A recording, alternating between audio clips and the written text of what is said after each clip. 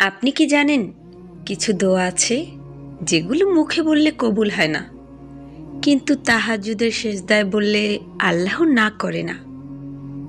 রমজান আসছে, আপনি অনেক আমল করবেন, কিন্তু শুনুন, একটা আমল আছে যেটা আপনার জীবনের সবচেয়ে বড় দুঃখকে মুছে দিতে পারে।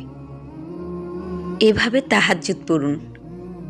সেহরি করার 25 মিনিট আগে উঠে যান, অতঃপর উত্তম রূপে অজু করুন। ঘরের সবাই ঘুমাবে আর আপনি দাঁড়াবেন।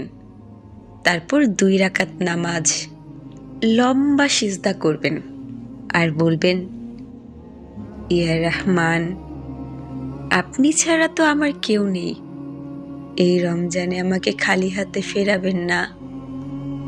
এবং সেজদায় অবস্থানরত অবস্থায় আল্লাহর 2টি নাম, ইয়া হাইয়ু ইয়া